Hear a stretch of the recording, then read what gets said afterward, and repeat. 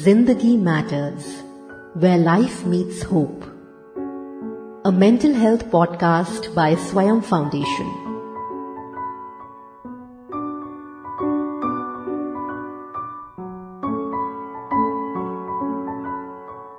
Welcome to Zindagi Matters, where life meets hope. I'm your host, Geeta Lal Sahai, and today we have a deeply moving conversation ahead. Our guest is Ruchi Goel, a mother whose journey took an unexpected turn when she discovered her daughter was deaf. Navigating a world that wasn't always built to support her child, Ruchi faced immense challenges emotionally, socially, and mentally. Today, Ruchi is an international speaker, advocate for early intervention in children facing challenges, and works at an international school in Germany. Well, in today's episode, she shares her struggles, the toll on her mental health, and the resilience she found along the way. Through her story, we will explore what it truly means to fight for inclusivity, understanding, and hope. Welcome, Ruchi, to the show. Thank you so much. I'm very happy that I'm able to talk through such an amazing part of your podcast, and I hope that I'm able to convey my message in a nice way. Thank you for having me. Thank you, Ruchi. And let me begin from the very beginning. Yes. When did you first realize your daughter was deaf, and what was that moment like for you? I know I'm taking you back, and it may trigger you, it may bring a lot of memories, but please, that's what I think I would like to know, and my listeners would also like to know. You know, when a baby is born, you take it for granted that everything is going to be all right. You never think that, there is something going to be wrong with my baby. This is going to happen. And, so you just go around, just baby's born, you're happy, you're excited. And she was my second born, and I was very excited because my son was 7.5, and she came in and exactly like curly hair, dimples, very excited.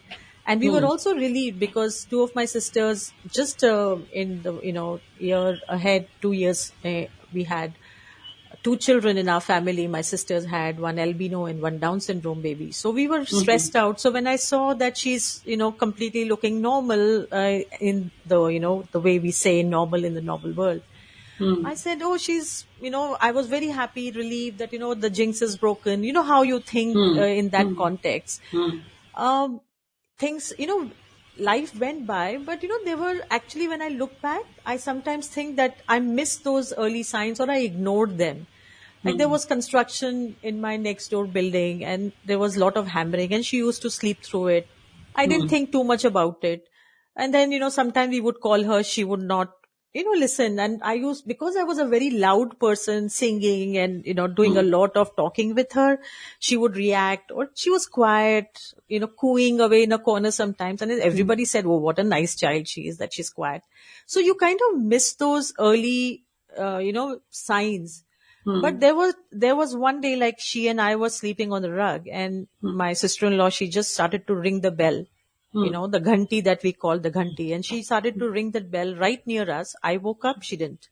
And I think that was the point. She was about 7 months old because, it was so back then and we were so much in trauma. I exactly don't remember, but I think it was around when she was 7 months old. That we found that something is wrong. And then, then the whole process started. We went to, ENT. That first thing is always going to the ENT, and then the audiologist, which is like, oh, who is he? I had never heard of that first thing before, that name. So we went there and then, the whole process started of, getting her tested. And when the doctor said that she has that, hearing loss, some yes, problem with her ears, listening. So, what was your immediate emotion, Ruchi? Like fear, grief, determination? Like, how did you process them? Geeta, it was one of the most difficult moment of my life. I think that whole time when, we had to sedate her and get the testing done at the audiologist. And I had put her to sleep and we are waiting. And this audiology, this test is going on. And it's a long process. It's not, just a short time. So they put those electrodes so all that time I was looking at her face for change of expression, so there is this intense fear, some kind of, you're looking for that relief. Maybe, she would say, don't worry, everything is all right. Oh, it was just nothing. And you want that, oh, it's nothing. That is what you want. So that of course didn't happen. And she told us that she's severe to profoundly deaf. And I think something shattered inside of me. I just, at that moment, I don't have much memory because it was such a big shock. And I just remember one thing, that when I was going back with her, I think I was so heavy. And then every step I took, I suddenly felt that the wheel of my, all the four wheels of my car had become square. It's so funny, like how when I think about it, and every step I took, it was as if I'm going to fall into a ditch. And, reaching home. And then, she was in your arms? Like yes, you were holding her? Yes. So, because I was so crazy about her when she was born, like I always wanted a child. So to me, she was very precious. So we just held her and I didn't know how to react at that moment. But, when you go home, then the family says, of course, word of, consolation, don't worry, maybe it's a mistake. So we again went to, in fact, we thought maybe let's get another test done, So we went to Bombay and we got it done in Hinduja. I still remember I was feeding her in the room and there were two nurses who came in. I think that I can't forget because I wrote a poem also on that at that moment. And she was lying in my arms and these two nurses came in and they were talking about a parent who wanted to discard their child because he or she had, lot of problems, disability or some kind of thing. And, it was that moment I realized something. You know what, Geeta? I just clutched her in my arms. I just hugged her in my lap and I said, no matter what, I will never let this happen. I will never let you go. And then I realized my feelings for her were so strong. I mean, I think I came out of that grief or that whole trauma that I was going through, that realization that there is something wrong and I have to wake up. So I think that was my moment. I realized I don't remember the, in between those two testing, but this testing kind of woke me up that yes, that made you determined. That gave you determination. That she's mine. And I said, you are mine. And that's a poem that I have written. And my daughter actually has danced to that a poem also. Do you have that poem? Do you remember that poem? If you could recite just one stanza of it. Yeah, I can look for it meanwhile. So, yeah. So how did you advocate for your daughter in school, like in social settings with your family, extended family members? And what was the reaction of your husband? I think at that moment, everybody is reeling in that whole thing, because first of all, what happens is you are in denial, you are in shock, you are in grief, because something that you built is broken. You feel like that. Then the family suddenly doesn't know how to support you because we are not empowered to think that something can go wrong. And, if this happens, there was less awareness also back then. So family doesn't know how to react. And here you're thinking, now when you find out your child is deaf, I stopped talking. That was the first thing that, because I was singing and, I used to call her Prishita and I used to sing a lot of songs that I made for her. And I just stopped talking. But then, the family doesn't know how to support you. Then you're thinking, what next? Who's going to help us? Then I was looking around for support online, asking in schools if you know somebody who can, tell me that, yes, deaf people can talk. Because for me, that was very clear that, this child has to talk. So that was there, but nothing was there. And my fear used to be always about that. If you remember in Doordarshan, they used to have a little corner, people doing sign language.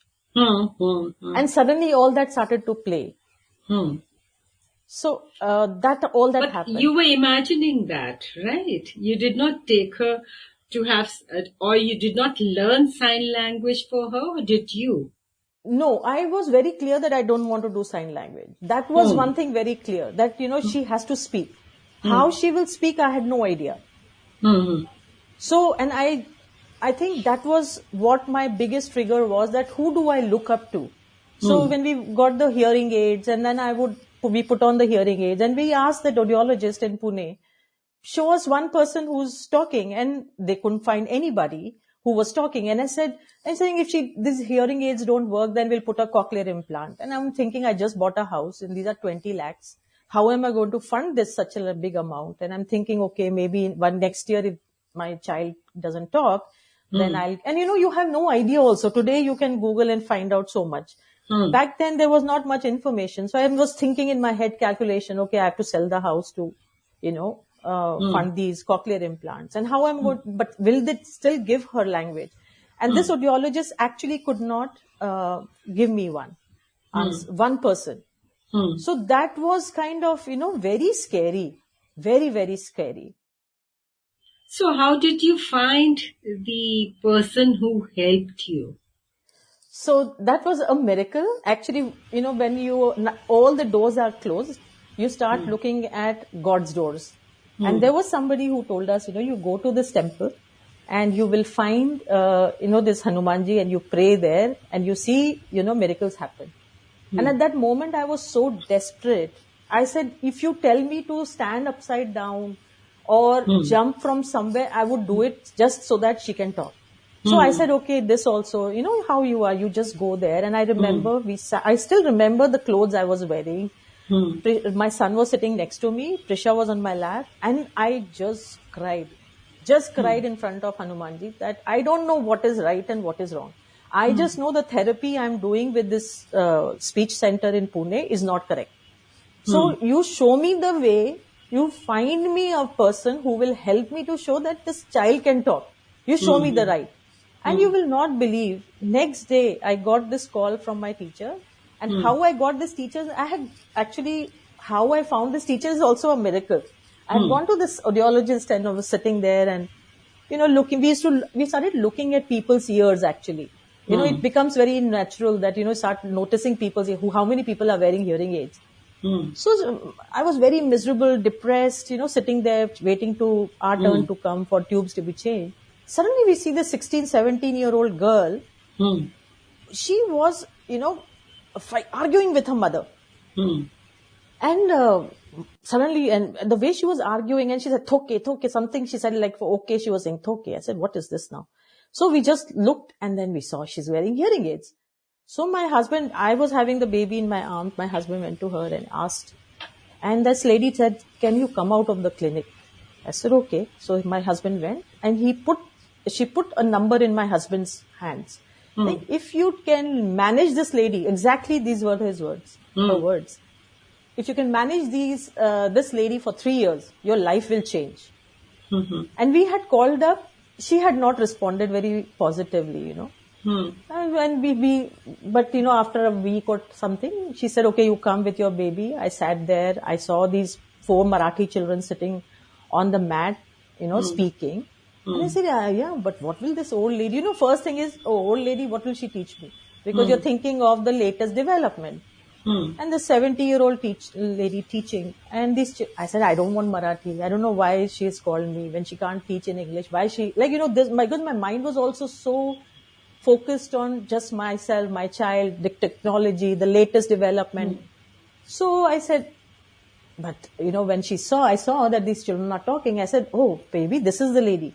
And after Hmm. that, she didn't call us for such Hmm. a long time. So Hmm. that's when the Hanumanji incident happened. We went there, sat down.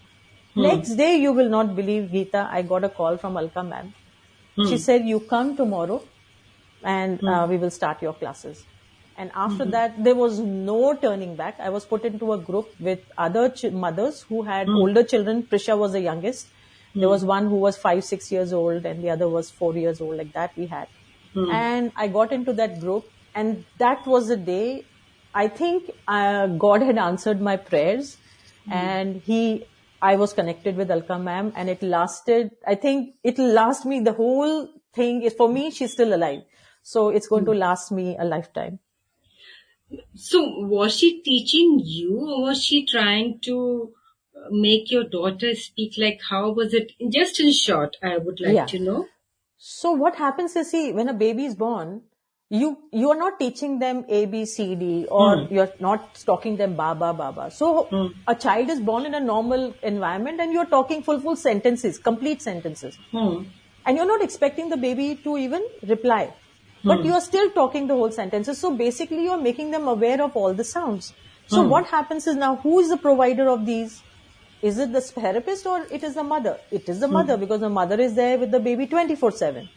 So, and we have to provide them with the sounds in their whole environment where they are, being born and where they're going to be raised.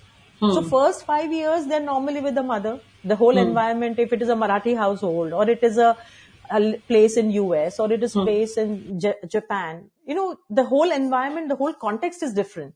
So if I have somebody else talking from their context. So, but if you train the mother, she's talking about the regular things and all the time. So if she trained me the way I should speak, then it makes complete sense, right? I have to just follow those instructions and talk the way she says. Oh, so that's very novel way. Yeah, that was the way. And the child learned through you. That means. Yes. So Prisha, in that environment, she learned shlokas. She learned to dance. She learned, how food is to be cooked. The bhaji wala has come. She would, so much so that, there were some Hindi words she picked up, like ole baba le, like, she would say. And then when we moved to Germany, she even told the speech therapist at the school, ole baba le, and the teacher came and asked me. So, basically the child has to pick up the language of day-to-day life, because what you're wanting that whatever is happening, the child should be able to relate that. Their day-to-day activities, whatever your expectations are, what do you want to eat? Now, if I'm used to eating dal chawal, then talking about, noodles from Japan or, sushi from Japan, back in those days, of course, that was not available. So it would make no sense, right? So in my household, we had dal chawal, roti sabzi, or we had a certain car, or we went somewhere else, or I had dada dadi around. And someone else lives with a nana nani, or they had some other bai staying with them. So the whole language context is very different. So was the whole concept. You were teaching these things to her. Was she able to hear them? Like, how did she? Because you're saying she was deaf. So how did she manage to gather what you were saying? So first we put on after we found out she had a hearing loss, then we got the hearing aids fitted. So that's most important, and it has to have the level at which she is able to hear. So you have to have properly programmed hearing aids.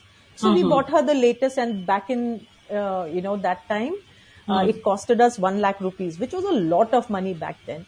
But we did not want to compromise. So once you do that, the sound is available to her. Now, when she puts on the hearing aids the first time, it's all noise, because it's like how for you and me, a foreign language would be noise, right? Because we don't understand it.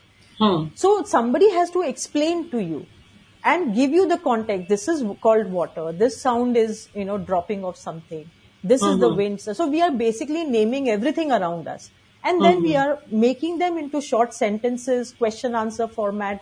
So there were a lot of techniques, and certain sounds that she can't hear, even with the best hearing aid back then. She couldn't hear it. Her sound, it's a first sound. It's like these are high frequency sounds which they can't hear. So those had to have certain techniques. Then we had to train them even to, hear without lip reading, because what if there's darkness, right? So how will she hear? So basically what happens is the sounds are available. You have to name them. So the brain has to be trained to interpret those sounds. So interpret those sounds, then comprehend, and then the speech comes. Okay. So all this, but I had lost already 1 year in this. So I was like a woman possessed who was, doing it. Alka ma'am said, just give 1 year. Don't force speech. I was so impatient. I used to get into trouble for forcing this child, but I said, no, I will make her hear, let her blah, blah, anything. She has to keep talking. So all day long, I used to talk here, there, everything. She had to talk. She had to listen. I would test her all the time. It was stressful for her and me, but we also enjoyed it because she and I spent a lot of time together, and we used to do a lot of art and crafts to make it like fun. So Alka ma'am's technique also teaches you that. So that, you make everything fun. You enjoy whatever is happening around you. You don't become depressed and sad and miserable and say that, oh my God, my life has come to an end. So she used to always tell us that this child will actually teach you how to be happy. And this is so true. Like, I think Prisha has, given me a life. She has given me a purpose, and I look at it like that always. So you were concentrating on your daughter, Trisha. What Yeah. about your son? Like, he must have been young also. Like you said, Yes. 7 years difference is there only.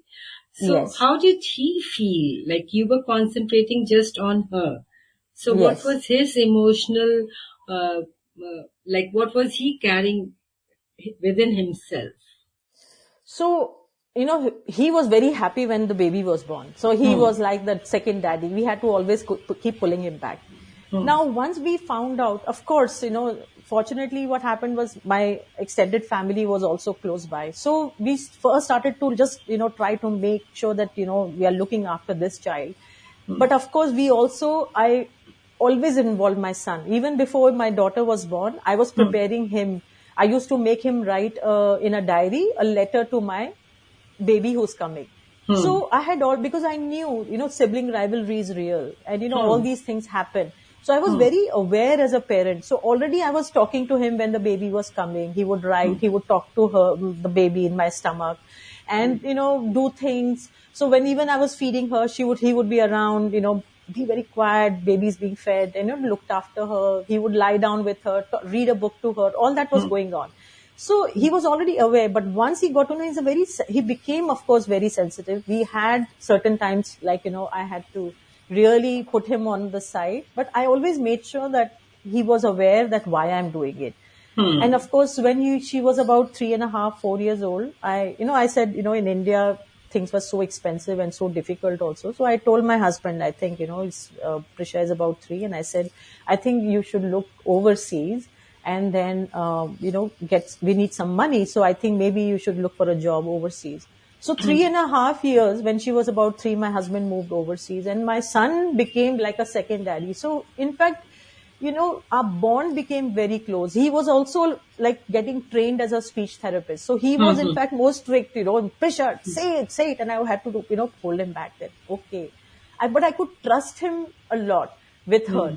In fact, so much so that the bond is so strong that, Geeta, if you see them, they are like absolutely close.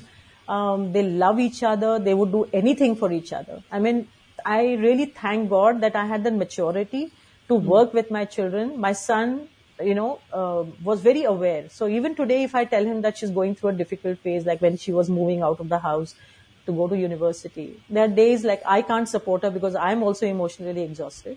He was also there. So, we always have added our bit. So my husband added his bit of it. When I get tired, then my son will put some bit of it. So we all put a lot of effort into her. Like when she was also a baby and we were living together with our, close to our in-laws. So my extended family, will always be there. So she used to play with her grandfather. She would go to her grandmother's house, play with teacher all day. So that way she got a lot of, love from my sister-in-laws, my brother-in-laws. Everybody was there. So my son also was like a, protector, as well as he felt responsible for her. So she loved him. She also pulled his leg. So they have a very sweet bond. I mean, if you see their photographs and if you see their bond, you just feel, knock on wood, this is really beautiful. Yeah. And today, I believe like your daughter is independent, right? Oh, yes. She's studying fine arts in Netherlands. She's in her 3rd year, and she's also, she does a lot of online work, like, doing a lot of, writing, promoting what she's doing. She's also part of the human library there. She does her selling. She stays all by herself in the house, cooking, cleaning, putting up art shows, does a lot of talking, presentations.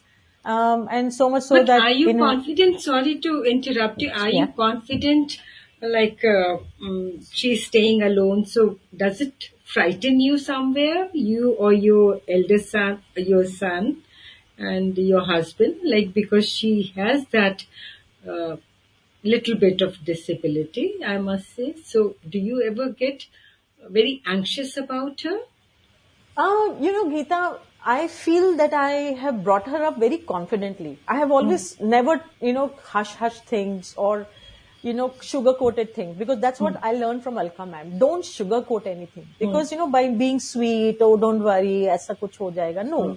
What is the real? So I brought up my kids with the real world. So when she was leaving also, of course, the anxiety is because we were two peas in a pod. Like both of us were very close. All the time we are together doing things, when I do international conferences and all, we did that. I was talking, she was performing, everywhere we have been together. At home, all the time we are talking, all the time we were together. So this was hard. But I had started to prepare her. So when she went, I was confident she'll manage by herself. That pain is there, that umbilical cord cutting is very difficult. The first year was very hard for all of us. But I think I was ready for it. She found it harder. But I had no fear, because I told her, I said, yes, you will be walking on the road, people will be going past. So it is your responsibility to take care of yourself. But if I showed fear, she will also grow up with fear. So I told her, I trust you. So even today when she says, like, there was a very scary incident, I know what we were going through. In Amsterdam, there was a very, in entire Netherlands, there was a huge storm. And she had to go and interview somebody, and that person comes only once a month. It was late night, very heavy storm, and she was wearing a jacket and she was going. My husband was, don't go. I said, Prisha, I trust you. If you think you can make it, just go. But just keep your phone in, with us, on, and let us know that once you're there. And if you don't go, it's okay too. But the decision is yours, because you are in a situation. So with this confidence, the child also knows that my parents trust me, and if I don't go, they are not going to be mad. And if I go, they know that I can manage it. So I feel somewhere you have to develop this, and it is not like one day thing. You have to do it from childhood. And that's what I have done with both my kids. Brought them up with the reality that this is what it is. Make a decision for yourself. So that kind of also gives you strength, and we are also getting older. I can't live with this fear all my life. So I don't want to do that. That, tomorrow something happens, I'm not there. I don't want to, I should be aware that yes, she can manage by herself. Now she travels all by herself, she goes to Amsterdam, she goes to others. This time she came home by herself. So we were so proud that she changed the train, she buys the ticket, she goes to the bank, she talks to everybody. She does everything just like you and I would do. She has the same fear as you and I would have. That's remarkable, Ruchi. And so how fluent has she become in speaking? If you hear her, I must tell you, in fact, I would have loved to have her also in this conversation. But anyway. Yeah, maybe someday. Maybe you can do one with her another day. In fact, what happened is she won international podcast with in AGIS in Abu Dhabi. In her category, and she got the first prize for speech. So she is also an international speaker. We started something called Watchemea in the line of TED Talks at our school here. And she's the founding member. I am her founding member, and she and I gave the first speech. And every year she gives a speech when we start. This is the 5th year we are doing it. So, and she also, at her school, she does workshops with small children, art workshops, or, talking about how to get through IB. In fact, in her IB, she got 43 out of 45, which is for us is remarkable. Her psychology teacher told us that she got 7 on 7, which is like 2% in the entire world, would get that kind of grade. So, we worked very hard with her, and if you hear her speech, you can't make out she's deaf. A lot of people think that she's not. They don't know it. Like, they don't find out till we tell them. Hmm. And what was like her peer group support system to her, like in It's school, been in college? That is hard. Actually, I think when they are small, children don't understand, so that was okay. Hmm. But she always had difficulty with people accepting her, especially Hmm. in the middle part of her schooling from grade 5, 6 to, 8 was very hard for us. We had to move her out of the school because the teacher was bullying her. They all ganged up, the teacher and the children were Hmm. ganged up against her. Hmm. But international school, luckily, here was okay. But friendships are hard because, there are certain things, there is a problem with, like, she can't hear in an open space. If Hmm. it's very open, then, the sounds don't go very easily to her ears. Then Hmm. also, like, jokes can be difficult. Again, which is, culturally, some jokes are different. She hasn't got exposed to that kind of, maybe Hmm. language or the variety of conversation. Hmm. So that can be hard. So, but I have also talked about it and I have told her, I said, if you are friends with yourself, you can manage everything. So there are Hmm. days she feels, I wish I had, really a best friend, but I said, you know what? These friends will keep coming and going. What is important is that you should build up your confidence and you have to work towards your goal. So, try to make it very positively, engaged. So we Hmm. started with social media when she moved to the university. So kind of, diverted her mind into building her own brand, Hmm. Prisha Artist. And I said, that is more important. People will keep coming and going in your life. And that Hmm. happens to you and me also. Hmm. So we've had a lot of conversations and I think she's become very mature and now her expectations of friendships is Hmm. not as crazy like it used to be. So, what did you ever take therapy for her or for your own self while you were undergoing all these emotions and knowing the reality? And when you said just now that 6 to 8 standard, her life was slightly difficult because of the peers, her colleagues, and all that in school. So, did you take to therapy or did support groups help you or like community networks? Like, how did you manage that? It must have See, affected your mental health also and hers also, oh, I'm sure about it. Oh yes, I think I have had a very difficult, like, very emotionally big up and down life. And Trisha's was the biggest highlight. So at that time, most of the people will disappear. They will not give you the support that Hmm. you're looking for. That is there. Hmm. Financially, you are drained out, Hmm. emotionally, psychologically, you're alone Hmm. completely. I Hmm. realized it very early, but with Alka ma'am's therapy, it gave me a lot of confidence. Hmm. But back then, talking about therapist or, mental health was not there. 20 years ago, nobody talked about it. Today, Hmm. everybody's talking about it.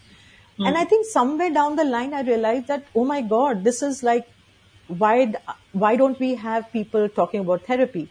So Hmm. what happened was that, especially in the Jakarta time when I was going through one of the toughest time, we were Hmm. health issues and lot of Hmm. other personal issues were going on, family and, a lot of issues were going on. I started to write a lot. Hmm.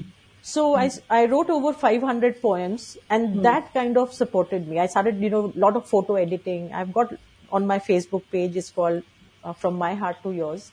I Hmm. wrote about 500, 600 poems on Hmm. various things. Hmm. And that kind of was really helpful because, you kind of drain it all out. Some are romantic, there was one about depression. Hmm.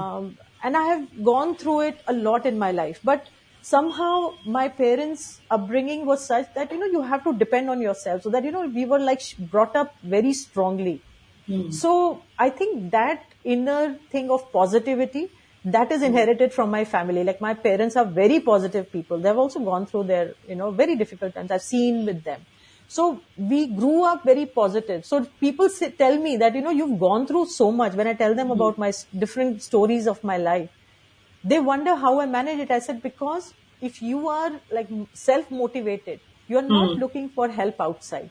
So you will fall. There will be a day when you are down and low and miserable. You'll cry, but then you get up and move forward. So I use a lot of creativity. I did these workshops, a lot of workshops for mothers. I, positively changed that.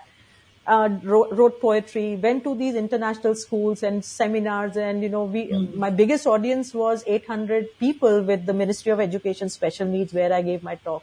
So there were a lot of these. So, putting your sadness and this, converting your negativity into positivity, finding a better way of dealing with it, making it your strength.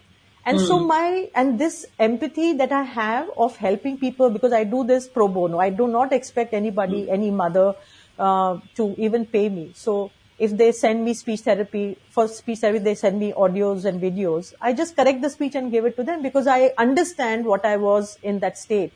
A lot of people tell me, why aren't you charging? I said, you know what, for 200, 500 rupees, I know how much sometimes I used to think. So today I'm in a position where I may not be able to give it in money, but I can do it in this way, support them. So I have tried to build that for women around me. So if they reach out, they always tell me, you are one of those really best friends that you can always carry for life. But why? Because I know what it is like to be in that, deep, dark place where you're just waiting for somebody to hold. So I always tell everybody, my home is always open. One cup chai and, some snack will be always there for you.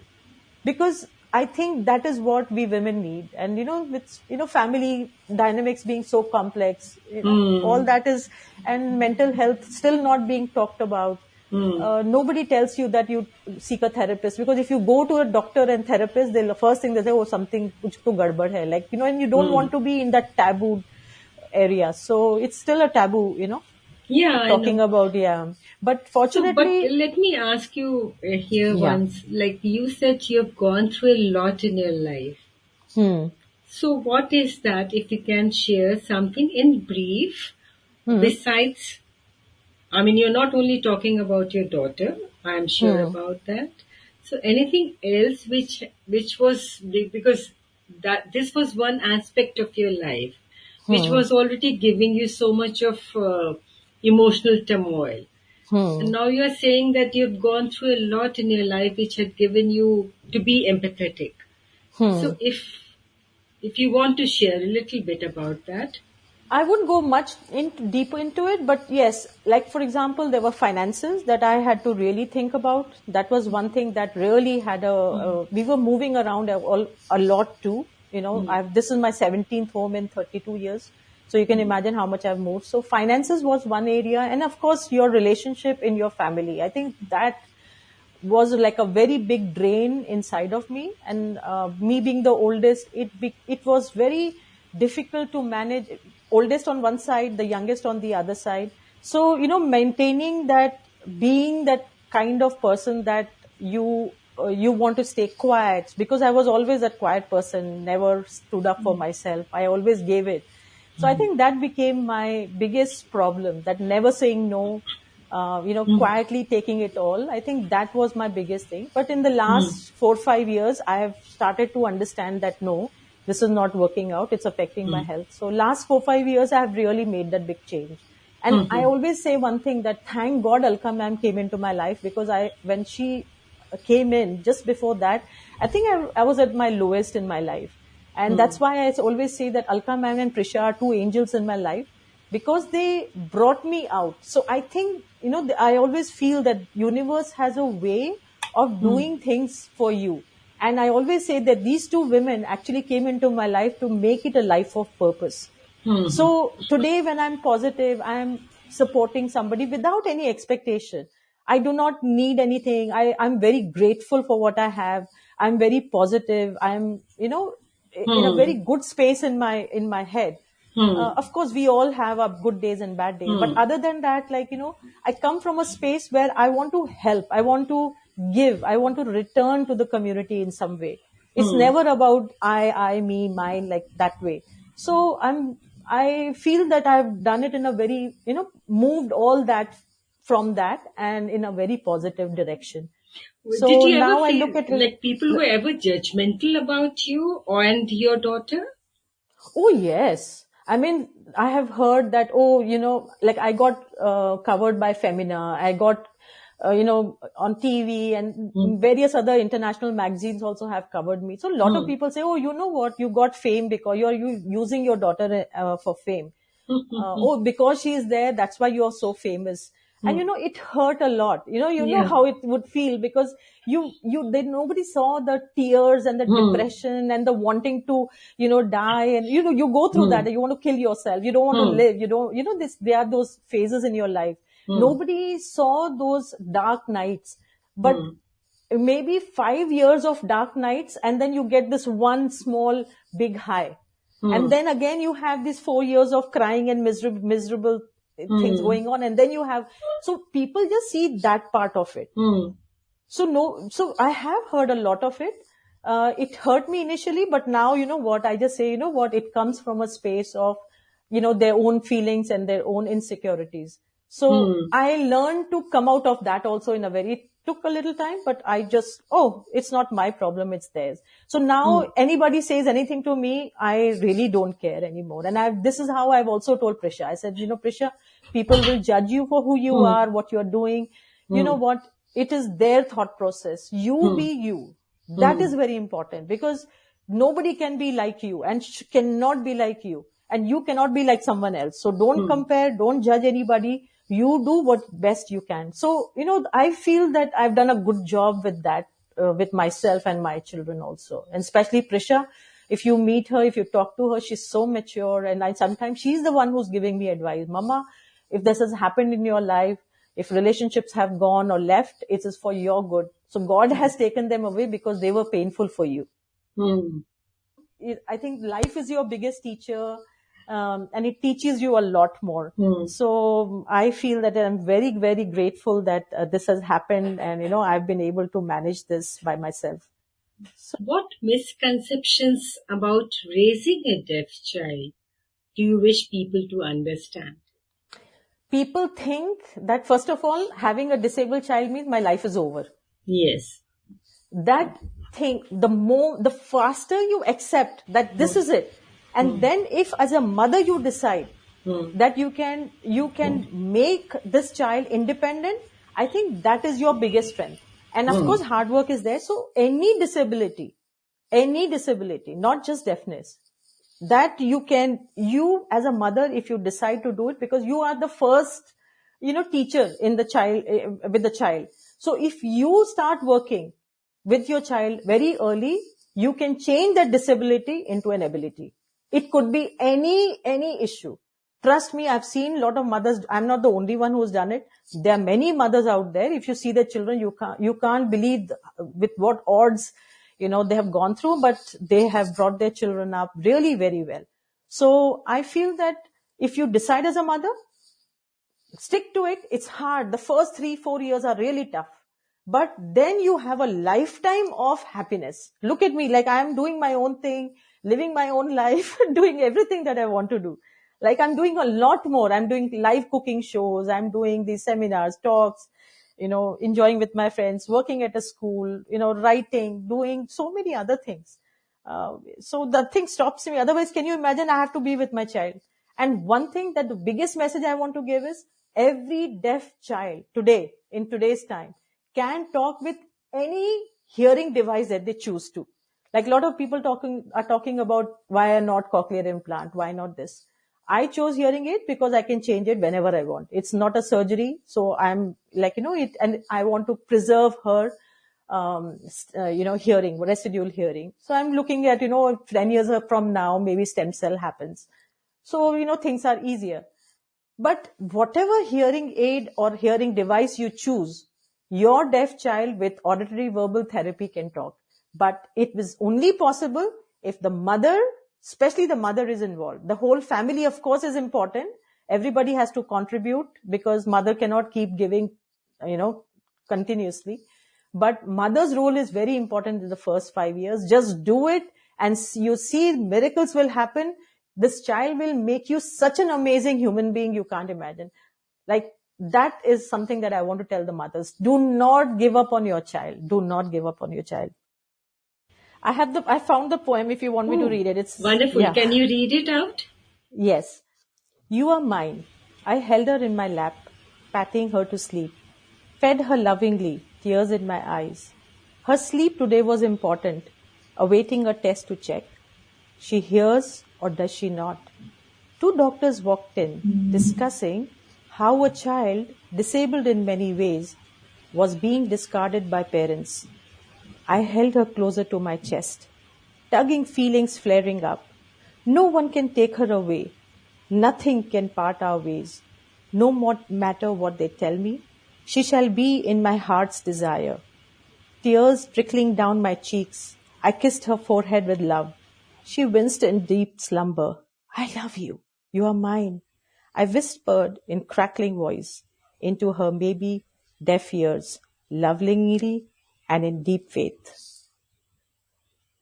Beautiful, very sensitive and very sentimental, and it passes the emotions so well, Ruchi.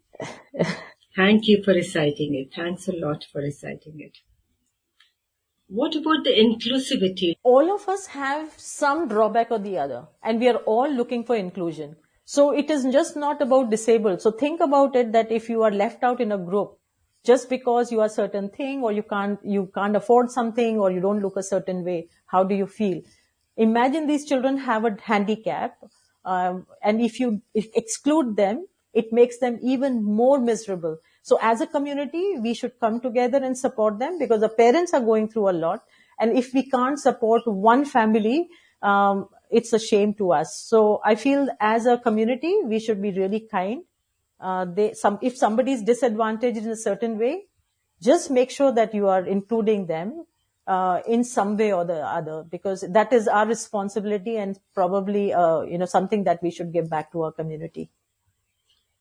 Great. So as we wrap up this conversation, this rather powerful and very inspiring conversation on Zindagi Matters Where Life Needs Hope, I sincerely want to thank Ruchi Goel for sharing her journey with such honesty and strength. Her story is a reminder that while challenges can feel overwhelming, love, resilience, and the right support can make all the difference. And if this episode resonated with you listeners, and if you know someone who might find comfort in Ruchi's experiences, please share it. Let's continue to create awareness, foster inclusivity, and support parents navigating similar journeys. Stay connected by following me on Instagram at Geeta Sahai, and if you would like to reach out to Ruchi directly or learn more about her journey, you can find her at Ruchi6, and just note out here, Ruchi is to be spelled as ROUCHI6.